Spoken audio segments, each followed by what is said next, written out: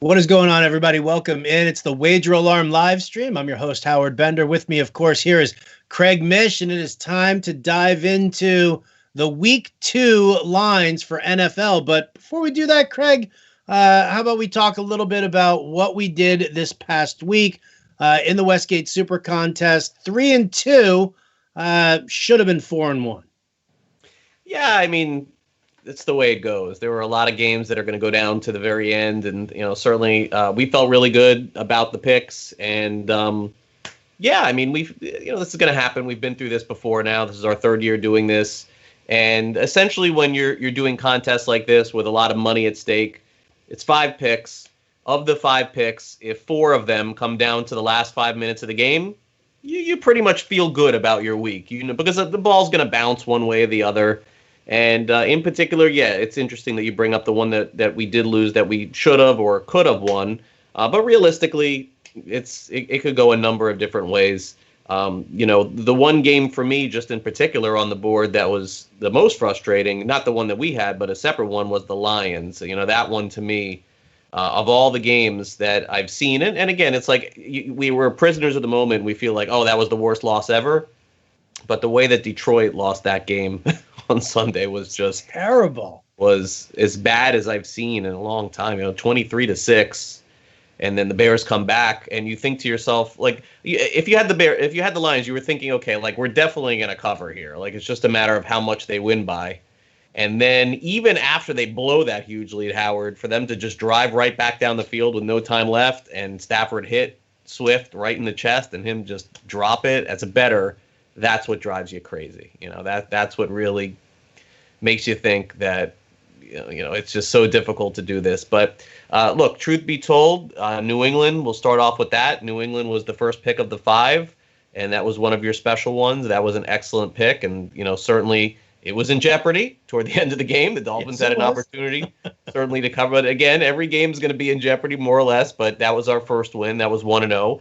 Maybe one of the best picks on the board. We had the Packers.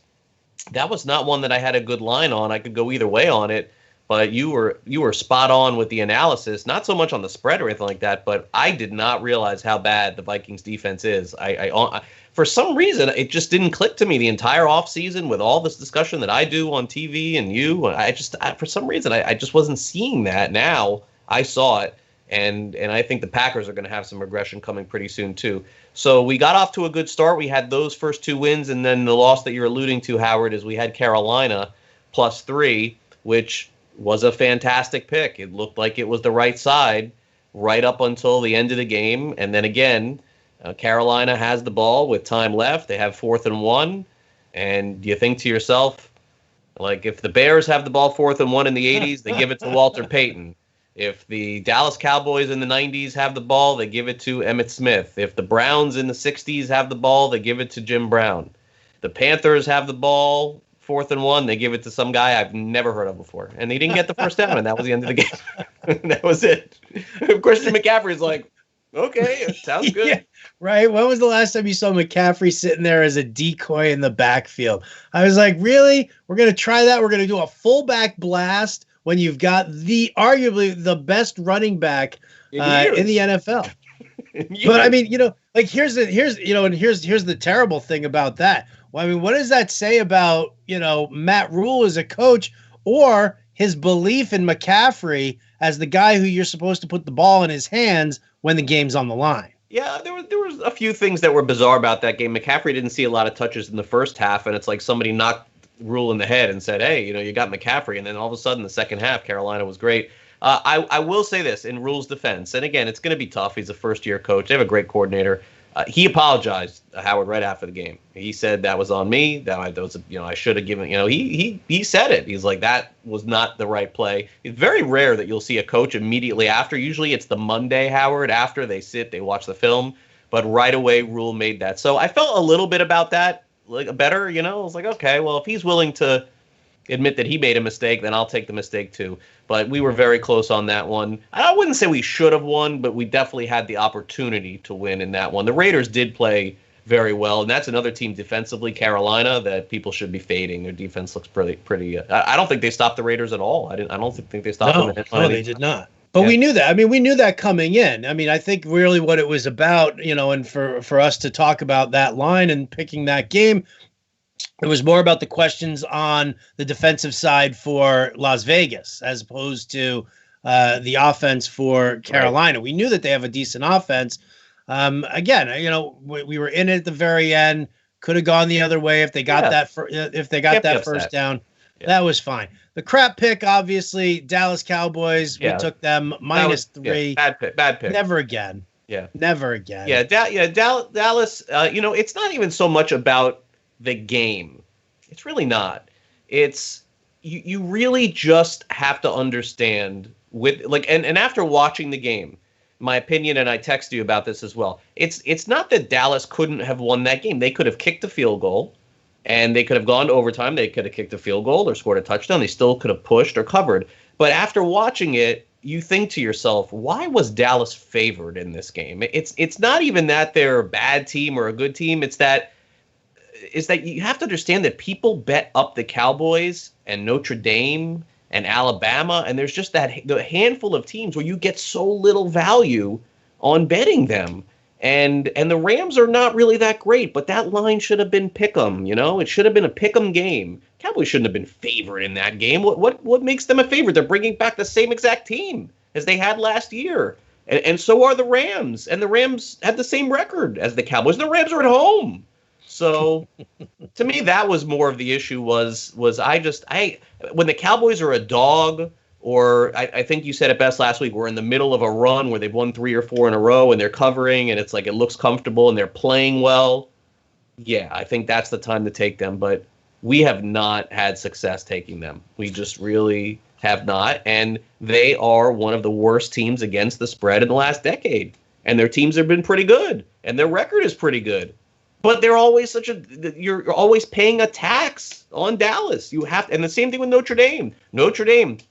They could be 14 points better than a team, and then the average person is going to walk into a casino, Howard. We've talked about this.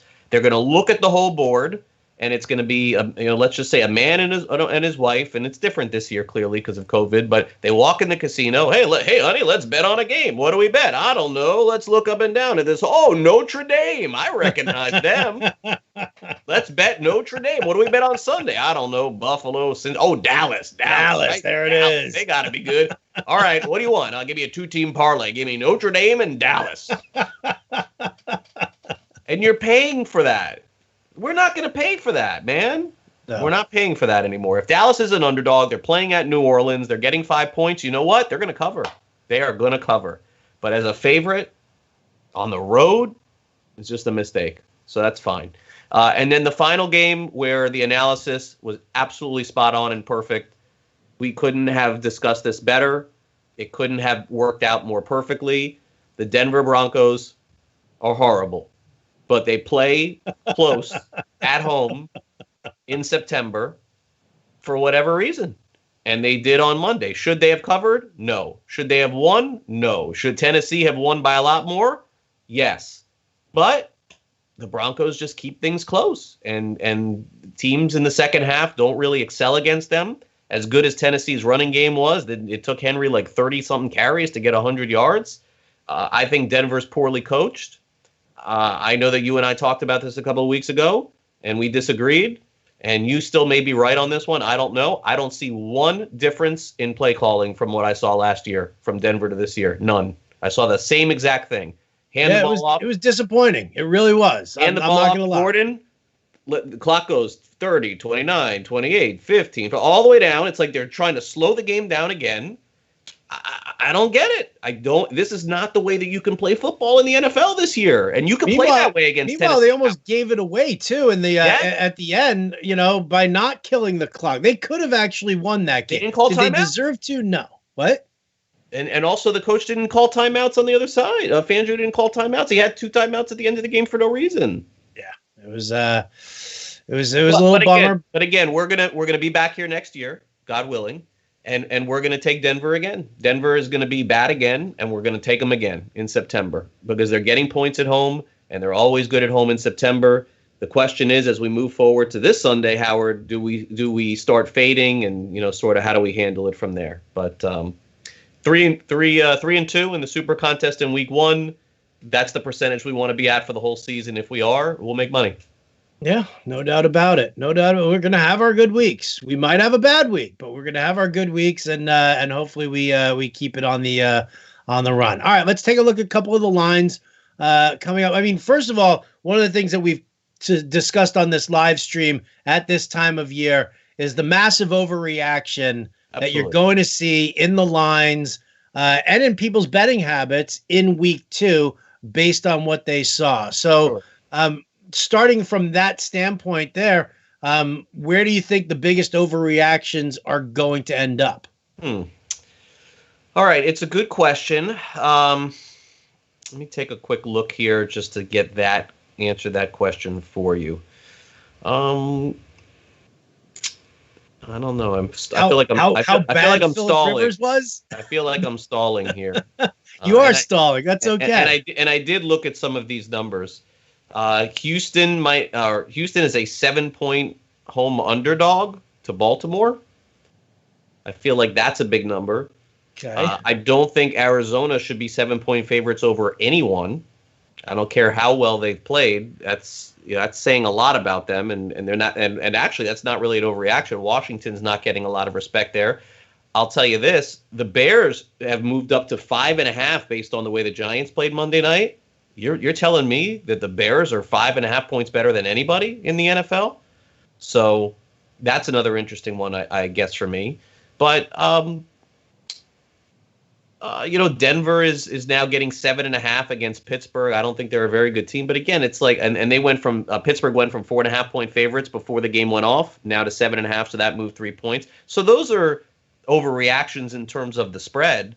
Dallas went from 7-point favorites before they played on Sunday night or right after. Now they're only 5.5, which is what they should be against Atlanta. People are coming to those realizations. So favorites were 9, 6, and 1 in week 1. There's just simply no way that continues. Underdogs are going to rule, and it's coming. I'm actually surprised that more favorites won the way they did in week 1, especially considering that two of the biggest underdogs in Jacksonville and Washington both ended up winning and covering and winning outright. So if you want, we could take a look at these games game by game.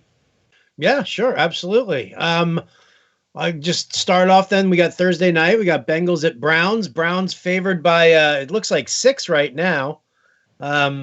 I see it at 6.5 in some place. I see it at 5.5. Yeah. And another.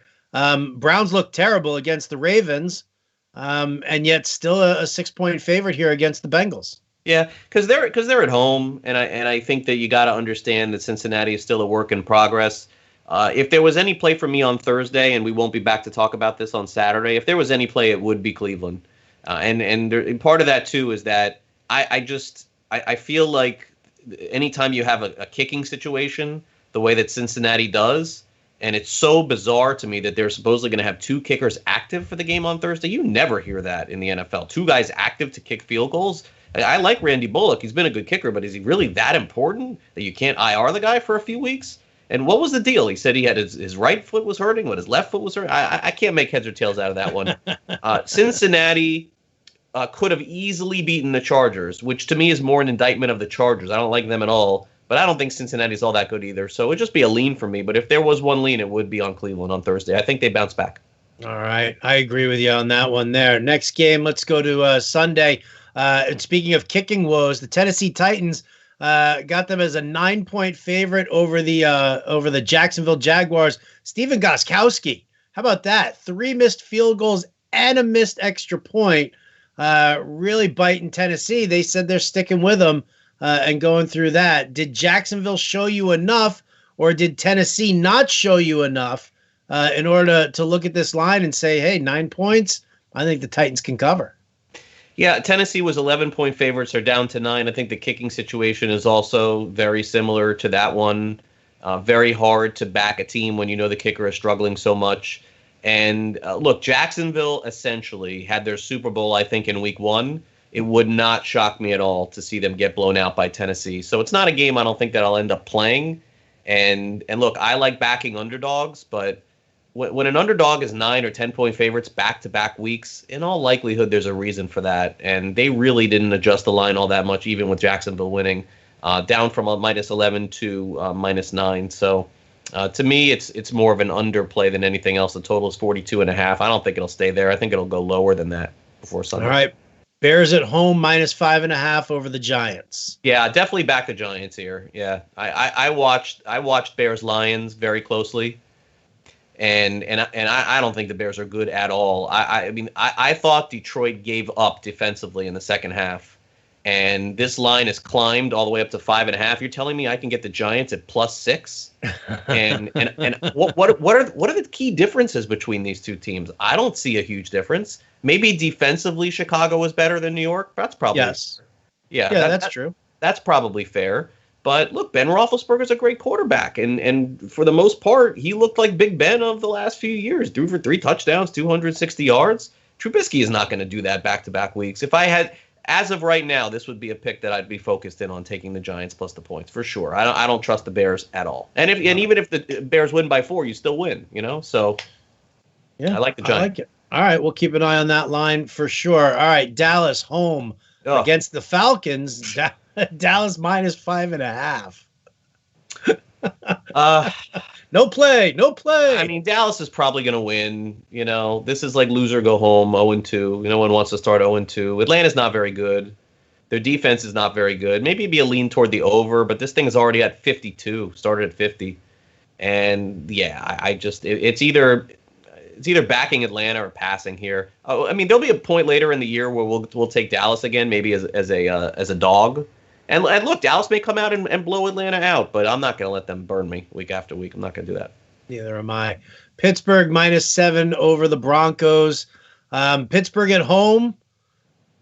We saw what they looked like, against the Giants. Denver's defense isn't that much better than the Giants, especially without Von Miller. Listen, they've got a decent secondary. They've got some okay players there, but I look at this one here and I lean Pittsburgh, and I don't even think that's an overreaction to them beating up on the Giants. Yeah, their line it moved from -4.5 to -7.5. I think that you had to wait to see what Roethlisberger was going to look like after the first game. And again, I was not impressed at all with the Broncos. They're getting a lot of points here. Their offense looked very suspect too to me. It just didn't look good. The total's down from 43 to 41.5. And again, the clock is so important in these games. And I noticed it last year with Vic Fangio, and I'm noticing it again this year. I don't know why an NFL team hikes the ball with 1 second left. Like what? Like why does that happen over and over again? Can't hike it at 7 or 8 or 10. They just bleed the clock all the way. And so if they're going to do that, then give me under 41.5. Because that means Denver's possessions are going to be cut down. It means Pittsburgh's possessions are going to be cut down. And the way Benny Snell looked, I think that he's going to get a lot more opportunities to run. I could see him getting 20 carries this week, so I'd lean under. I don't have an opinion on the side. If Connor's out again. If Connor's out, then I could see Benny Snell's getting 15 carries anyway you slice it this week. I don't really know about that. Mike Tomlin already came out and said this is still Connor's job. And you believe it? I do. I've seen Tomlin go back to his incumbent over and over and over again, year after year. We'll have a little side bet before Sunday on Saturday night. Let me jot that down. I've got a couple of these written down. Don't write down Lions over 7. Erase that one. All right, this is gonna be the fun one. Minnesota travels to the Colts. Oof. Colts are favored by 3. You've got this terrible defense from Minnesota, but Phillip Rivers looked awful. Yeah, I've gone on record before the year in saying that was one of my biggest unders and disappointments of the year in Indianapolis. I thought Rivers was done last year. So, fantasy-wise, I think he's going to be fine. This is probably going to be a high-scoring game. This is one I would lean over. It's gone from 46 to 48. Huh. And I don't know. I feel like let's just check back on this one on Saturday night to see if I have a stronger opinion on it, because I do believe the Colts will bounce back. And Rivers has the propensity to win 8. Like, Rivers is going to win 8 games, right? Like, that's going to happen this year. But can we figure out the 8? When are those 8 going to come? Well, last week was an easy one. That didn't happen. I mean, I'm very worried about Minnesota's defense. Like, what in the world happened against look, the Packers? Look, maybe Rodgers is playing with more of a chip on his shoulder. Sure, maybe he found Lazard more. Sure, but Valdez Scantling, man, like, no way. Something's up with Minnesota. He bulked up. Come on, Valdez Scantling, put on some muscle, look good. Yeah, I know. Talk to me Saturday about this game. I'll talk to you on Saturday on that one. You have an opinion on that? I don't know. No, not yet. Not yet. I gotta take a look. I gotta dive in a little deeper into the run defense for the Colts, because if the run defense isn't working, Dalvin Cook is gonna, Dalvin Cook. All right, Tampa Bay hosting the Carolina Panthers. Tampa Bay -9. They obviously struggled in their debut against New Orleans, but much better defense in New Orleans than it is in Carolina. Yeah, and you're paying a little Brady tax, it looks like here, even though he struggled the first time out. The line, it was at 8.5. It's up to 9.5. If you watch this game, if you watched Carolina, there's no way you can back them. You can't. There's no, after watching that and seeing them and seeing that defense, to me, now I didn't watch Packers Vikings as closely as I watched Panthers Raiders, because we had the Panthers in the Super Contest, but I do watch every game. But I thought Carolina looked worse than any team that I had seen on Sunday. So it would either be taking Tampa Bay, or I think the over is in play here, and not for us in the contest, but 48.5. Bucks didn't look all that great also, stopping teams. Teddy B looked pretty good and seemed to really move the ball around very well on Las Vegas as well. So that may be like a personal pick for me on the over 48.5. If I had to lean one way, I would take Tampa Bay. I could not take Carolina after seeing what I saw. I think Jacksonville may be a little bit more competitive than Carolina over the long term. But Carolina, I think that was the one game where if you watched it and the game looked close, you thought to yourself, how did they stay in it? And they couldn't stop Carr or Aguilar or Ruggs. Like, I mean, come on, you got to stop these guys. Like this, the Raiders' offense is okay, but they shouldn't have had that much success. No, Tampa Bay, if they get Evans back and you have Godwin running around and Gronk and O.J. Howard, they should. Yeah, you're also looking at another week of Fournette working with that. Him I'm not sure about, but I wonder what Tampa Bay's team total also in this is probably like 26, 27. Like, that's another interesting one to look at this. I do expect the Bucks to bounce back. I do expect that this week. I do too. All right, Miami hosting the Buffalo Bills. Bills favored by 5.5. Now, all right, so the Bills beat the snot out of the Jets, as they should have, right? Mm-hmm. Miami, yeah, they looked okay competitive in that first one there against a new regime in New England. I kind of feel like this line should be a little higher, though, even though Buffalo's on the road, especially with kind of what we saw with their team. But am I just overreacting to how the Bills looked against a really bad defense? Is Miami's defense better?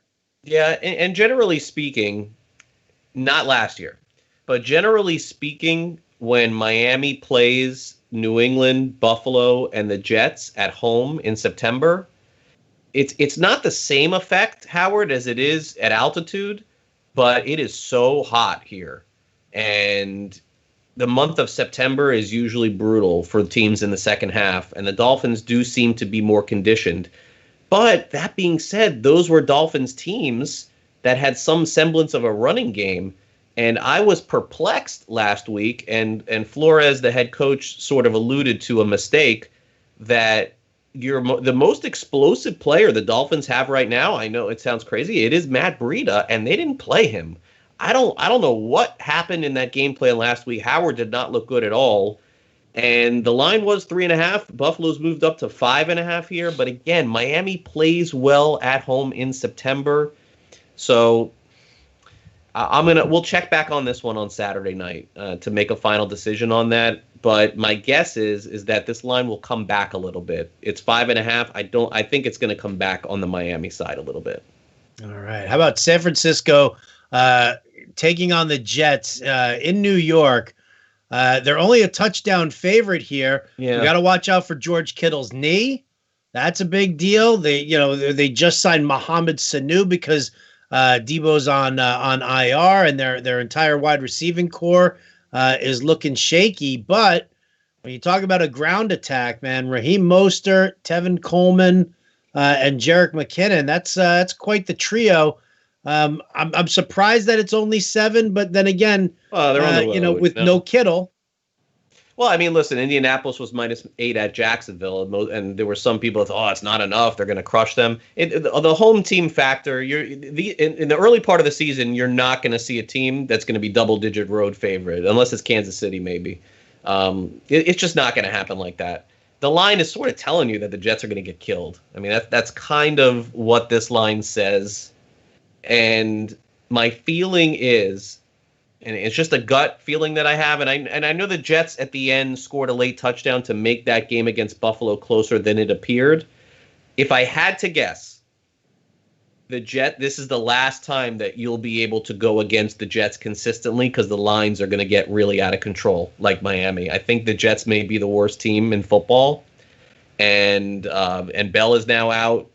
I mean, I love Frank Gore. He's one of my favorites all time, honestly, here in Miami, and then playing in the NFL. But I think you're going to start to see the Jets lose every week. And similarly to Miami last week, or last year, remember when Miami played Baltimore? And I think Baltimore was like 10 to open up the first game, or 9. And then remember all the lines, Howard? It was 20, like 14, 25, 17. Yeah. I think we're headed toward that with the Jets. So really, because the Jets just added Kalen Ballage. Like, that surprises me. I think I couldn't take the Jets here. I couldn't do it. I couldn't. No, me neither. Yeah, me neither. It would be. I think a great thing would be like to do a teaser where you could because maybe they cover and I'd be wrong, but I'm gonna guess here on this live stream that we'll be sitting here next week. And I don't know who the Jets play. I probably should have looked at that. But this is the last time the Jets will be less than a 10-point underdog in any game the rest of the year, I think. I think this is it. Because, everyone's not quite there with saying the Jets are just horrible outright because they did fight a little against Buffalo in the third quarter. But I think they scored a touchdown with 4 seconds left, if I'm not mistaken. And so Buffalo really had that game won very quickly. So, and Buffalo, by the way, is good, but they shouldn't be blowing anyone out. They shouldn't be winning by 30 over anyone. And San Francisco can really take it to you. So, next 5 games for the New York Jets: San Francisco, Indianapolis, Denver, Arizona, and the Chargers. Yeah, not a tough schedule for them. Yeah, they could win some games. You would think they could win some games. And again, we don't know what Indy's going to look like. But my guess is, let's say Indy beats Minnesota this week, 26-21, and the Jets get killed, then Indy would be like 10-point favorites next week against the Jets. But again, it's a home dog of 7 points. You're going to lose a lot more than you're going to win taking the favorite. All right. Rams head over to the Eagles. The line is only 1.5. Eagles are a dog, home dog here by 1.5. I got to tell you, I mean, Rams they did did not look good against Washington. But for the same token, Washington's defense, I think people are underestimating that defense in a major way. From a fantasy standpoint / daily fantasy DFS, I faded Boston Scott. Everybody was like, "Oh, Boston Scott's going to get all those carries." Immediately, Boston Scott was like the hero going into that was crazy. I think that we probably see this one the same way. We probably both like Philadelphia. There's no way I would take Philadelphia unless Lane Johnson plays. I'm done. I mean, if the stats are incredible. When he plays, they win. When he doesn't, they lose. Why this one player means so much to one team, I don't know. But give me Lane Johnson and Miles Sanders suiting up Sunday, I would take the Eagles. If not, I would not. They can't win without Lane Johnson. Why? I don't know. I don't know either. They never do. The record is they win 30% of the games that they miss without Lane Johnson. That dude can never retire. He can never retire. Does he have a son? Does he have a son? Is his son of football age? Let's find out. All right, headed to the NFC North. Detroit travels to Green Bay. The Pack is a 6-point favorite in this one.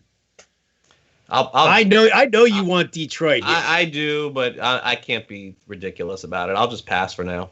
All right. Washington at Arizona.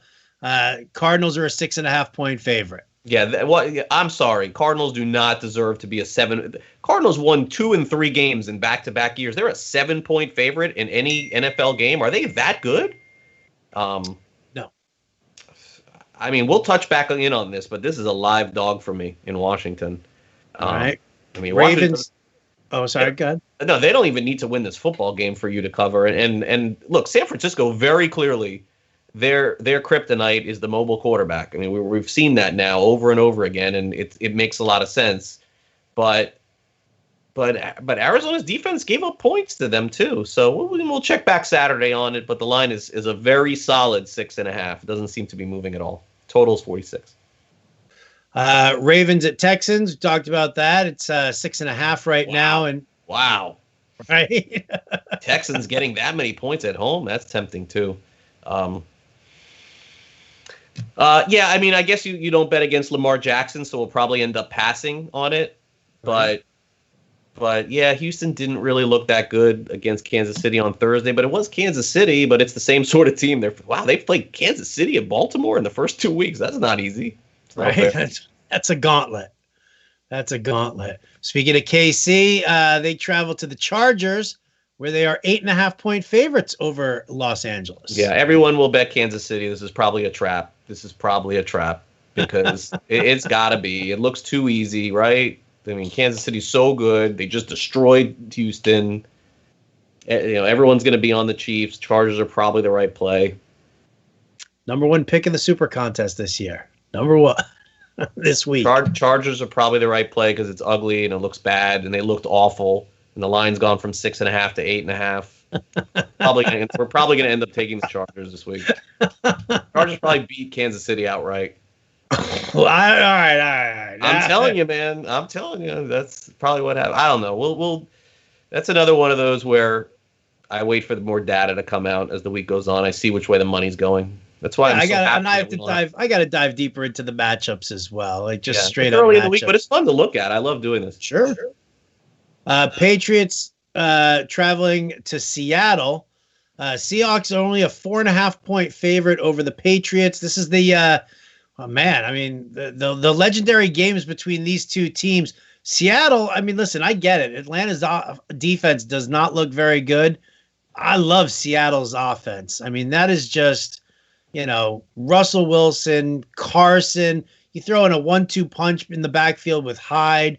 You've got Metcalf. You've got Lockett. Mm-hmm.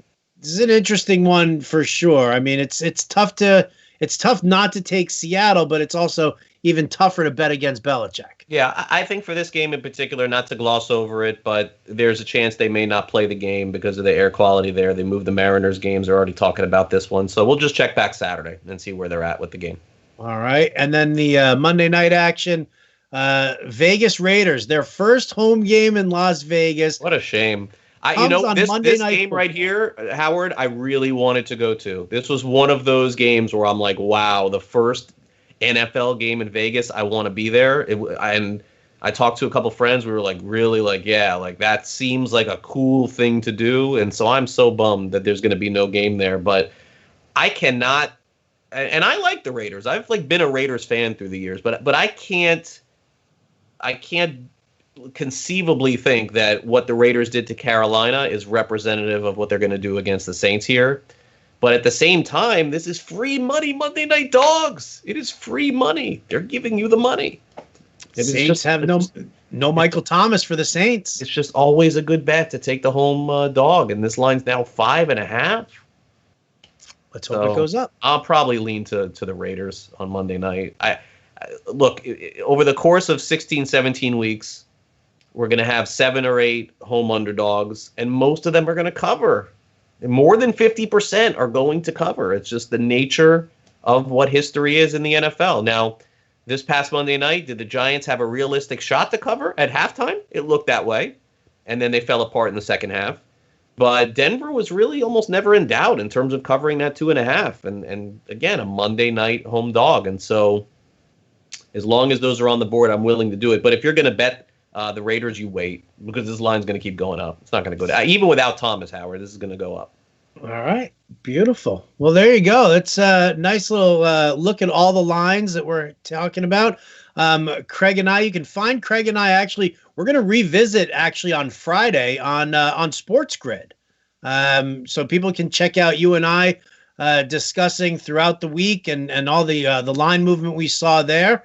And then obviously, do you have the URL for that one? Where can they go to Sports Grid? Yeah, just go to sportsgrid.com. We post all the videos on our YouTube page and all of that. And then the other thing I want to mention, I know that some people had asked me about this, and we did discuss it on the last live stream. I know not everybody watches all of them, but we haven't talked a lot of college football, and the reason for that is clearly because some of the conferences chose not to play, at least for the time being. But starting next week when the Southeastern Conference is back, which is the conference that I think most people are interested in pay attention to. That's no indictment on the ACC. Clemson's very good, and they playing in or for championships almost every year.